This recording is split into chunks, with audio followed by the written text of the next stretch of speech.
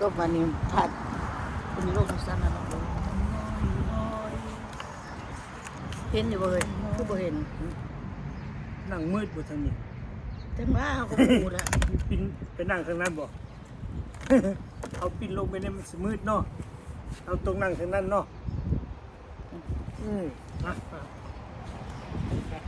เอาไปนะเอาไปกันสี่บ่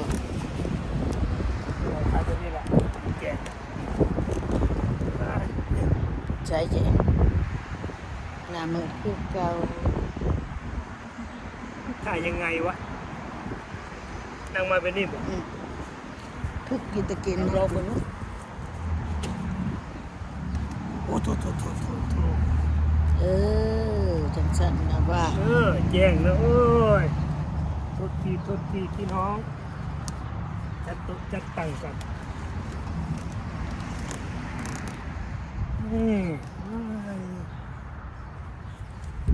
สบายดีสวัสดีเด้อพ่อแม่พี่น้องมากินอาหารจานด่วนอีกแล้ว โดนนานๆกินอาหารจานด่วนอากาศดีเด้อพ่อแม่พี่น้องมื้อนี้นั่งอยู่นอกเป็นนี่ได้กินอยู่นอกเป็น เจ๊จะประมาณ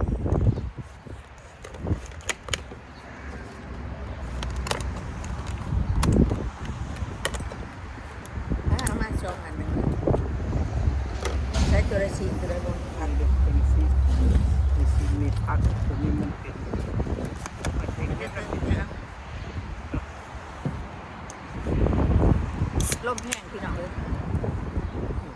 แล้วมันเห็นอยู่วะตาไปเห็น เห็น เอาดีนะ เห็นจะว่าจะได้ครับนี่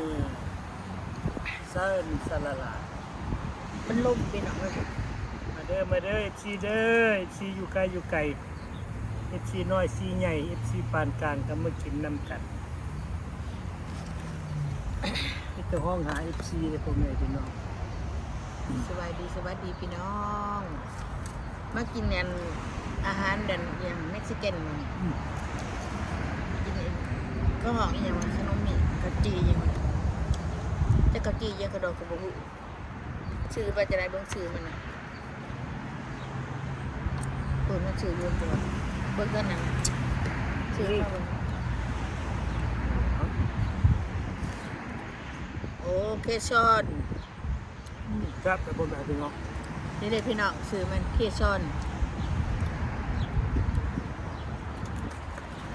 แซ่บได้แนวหมักเอาหน่ะ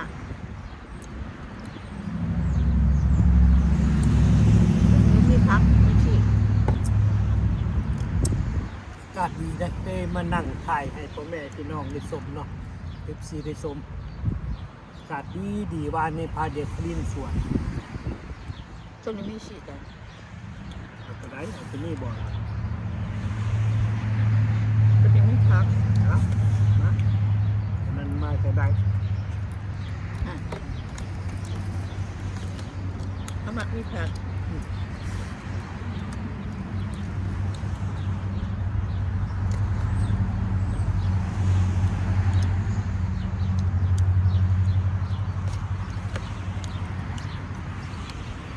เราที่นำได้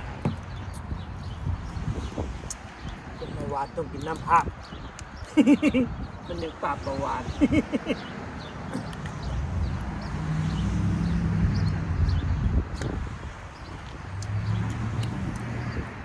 โทษพี่น้องเสียงรถแวบๆเดี๋ยว ใกล้ทางผมเลยพี่น้อง ไก่ได้ไหม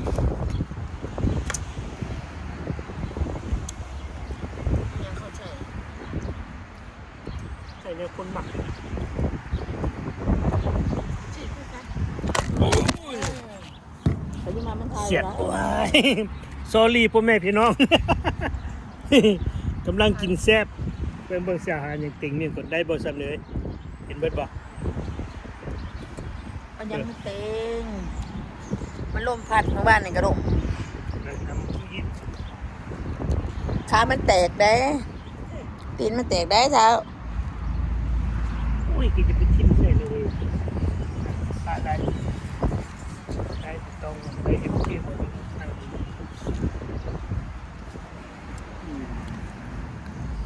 านผมบ่เห็นปานใดครับ ได้แล้ว มันยับลงอืมโอ้ยนางกินคักๆกอง เบิ่งให้จับขึ้นมาเหมือนกันนะ จับขึ้นกี่เห็นนั่นแหละ เนี่ยได้ละ เนาะกระดอยเตาเห็ดสูงๆน่ะกองตกโดดมันยังพี่น้องเขาโทษเด้อพี่น้องเด้อของกากโดด ตังบ่ได้เอาอันนั้นมาติดตีนมันพ่อแม่พี่น้องลมไม้แห้งก็ปุ่มลงรถ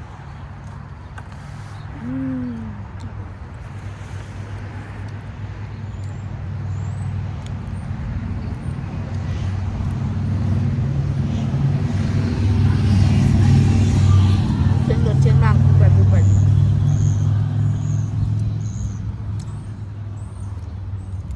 จะสิ้นน้ำสิ ตัวนึงที่ผมมีอย่างค่ะ เกี่ยวขึ้น กินขี้แขตะเกียวค่ะเข้าใจคือกันแต่บัดตัวนี้มันไม่สีนะ ให้กินตัวโบมีสิ้นหมูมาก เปลี่ยนไปเปลี่ยนมาเดี๋ยวผมไปพี่น้อง นิ้วฉีดกระปู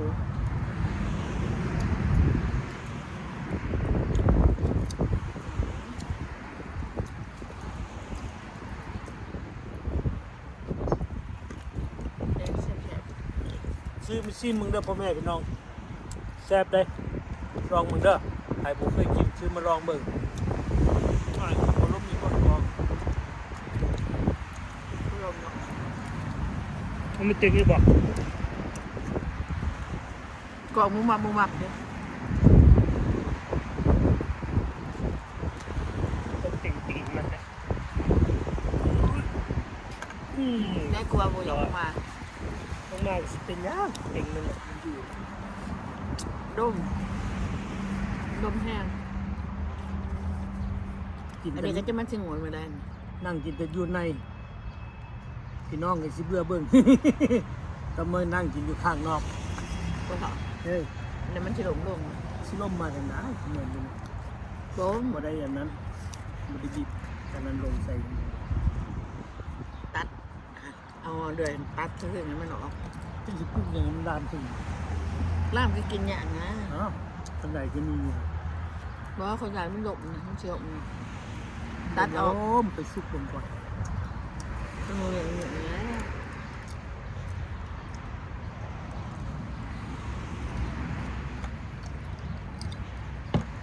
โอ้ยมาตรการมากินนั่งกินน้ำเย็นๆมีแห้งพ่อแม่พี่น้อง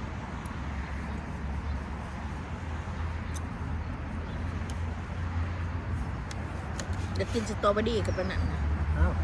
ไปกินสองอย่างกัดตอนนั้นฉะนั้นกินสตอรี่ลงน้ำหลัง ไปเอาหนักสตรอเบอรี่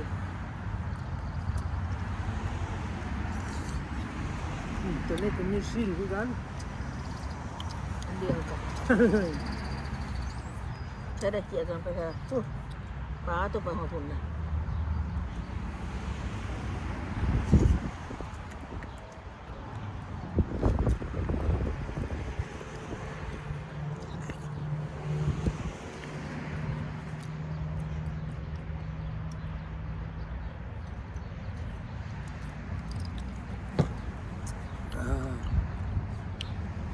จะหน่อยสิได้ไปกินหมักแตง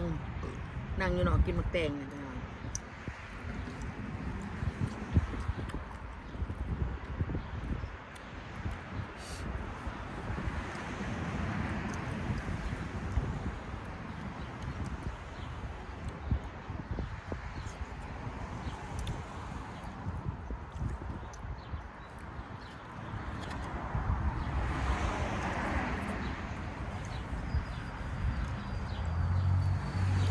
ยามนี้มานี่ม่วนพ่อแม่พี่น้องยามหนาวมานี่คือบ้านห้างนี่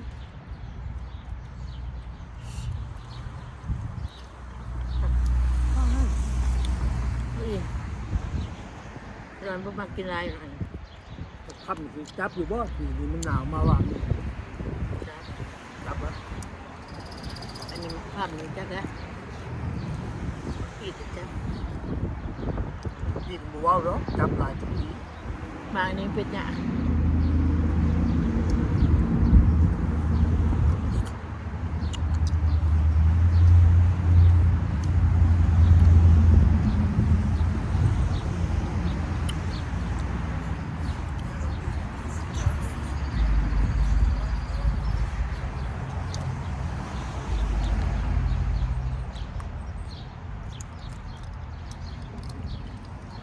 ท่านในบ้านพักขาด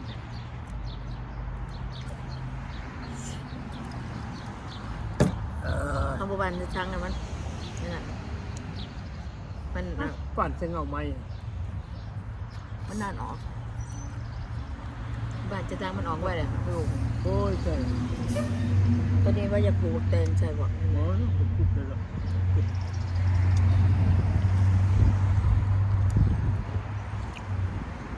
เชลีผมพูดหลายไปกิน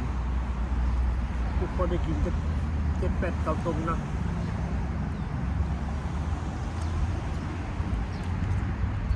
เต็มเดือนอะไรเนี่ยก่อน จะเป็นกลุ่มมือเลยกลุ่มมือเลย ไอ้ที่ปลูกก็ต้องคุณอ่ะ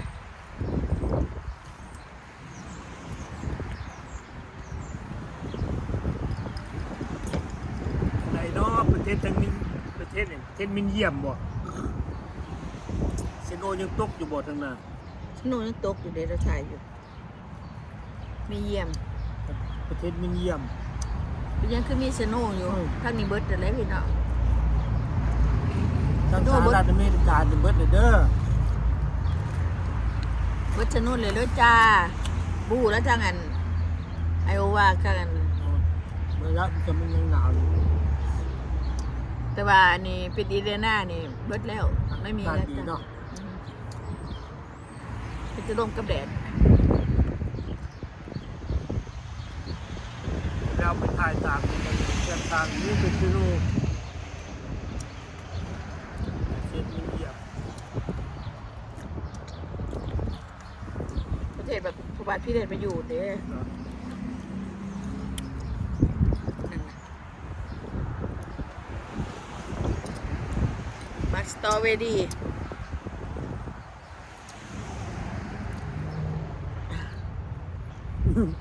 ปองวุบลงเลยเป็นซิวเป็นกระเพาะปองตกเลยว่ะ ลมพัดได้บ่แม่นพี่น้องขน้อยเอาซีเมนต์เต็งดีมันเนี่ย ลมพัดน้ำนะลม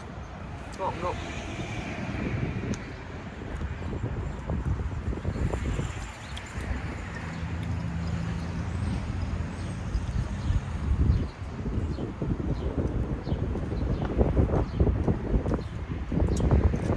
ไม้พลังมันเป็นลายนอกอยู่นะ คือจริงซื้อมาปลูก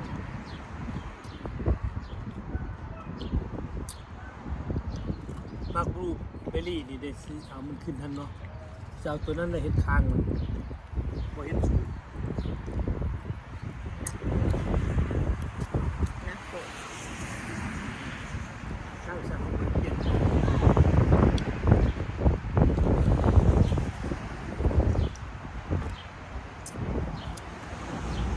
เครือยาวเป็นหมากก็ได้เป็นดอกก็ได้มันขึ้นแบบนั้นโอ้สตรอเบอรี่เบิดเบิดจริง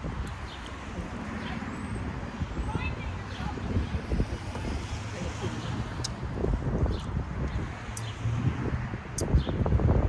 เป็นโปรตุเกส ห้ามปลูกนี่นั่นใช่ไหม นะ ไม่ต้องปลูกหรือบางทีใส่มัน มันปลูกใส่แล้ว ใบมันขึ้นจัด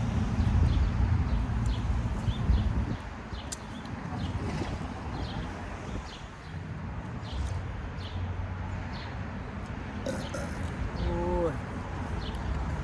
มันนั่งแบบนี้คิดถึงบ้านพ่อแม่พี่น้องไปกินจันทร์เก็บดอกกระเจียวเนาะแง่หังแง่ไข่มดแดง พยานนั้นไปอยู่ยากขึ้นอย่างมันหอน แต่สิอยู่ติดจังบวกเห็นเมืองกับเพราะว่าเขาอยู่เมืองนอก แม่งขี้หน้าหันลายข้าวหมัก เขาอยู่เมืองนอกมันอากาศมันคือบวกคือกันเลยเขามาอยู่อเมริกาหลายกว่าอยู่เมืองลาวเป็น12-13 ปีใน ม่นบ่ 3 ปีมาอยู่เมืองนอกนี่30 ปีละนี่ละบ้านเท่านะ ซ้ำบ้านเฮาพ่อแม่พี่น้อง เมืองเรา13 ปีจ้ะ ซ้ำบ้านเกิดเมืองนอนเฮาแหละมาอยู่ใส่กับติดหั่น เอาหลายๆคนได้ดูด้วย 15นะโอเคเด้อพ่อแม่พี่น้อง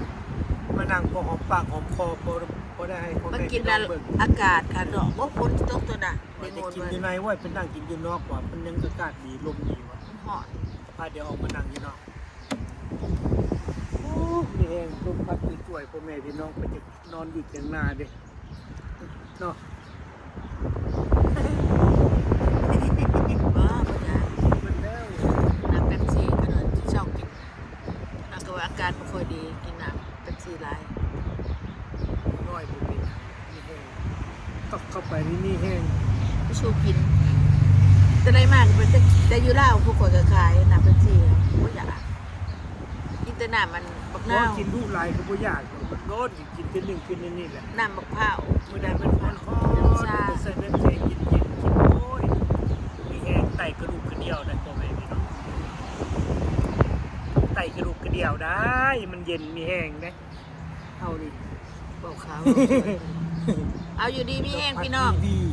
โชคมันดำด้วยแล้วพี่น้องเด้อมากิน ขอ อา บ กาศ ขอบใจ FC น้อยซีใหญ่ FC ปานกลางคือกัน เอาไว้ หัก เพื่อน แบ่งกันคือเก่าแล้วพ่อแม่พี่น้องจะป้าจะทิมกันเด้อปีใหม่ใกล้สิมาฮอดแล้วก็ให้อยู่เย็นเป็นสุขไปทั้งใดก็ให้ตลอดปลอดภัยพ่อแม่พี่น้อง กระเจ้าตัวนิดไป อ้าวเฮายังบ่ทันได้เฮ็ดเด้ล่ะก็ยังบ่ทันได้ฮอด กระเป๋าหอดก็เจ้าเนื้อหอดวันที่13เอา โอเคอยู่ดีแม่เฮาเว้ายังบ่ บายได้อเพื่อนเด้อทุกคนเพื่อน FC เพื่อนพูงหมูกูลูกหลานทุกผู้ทุกคนเอาขออนุญาตบายขออนุญาตบายว่าซั่นมันลมร้ายหนาวปวดอันนี้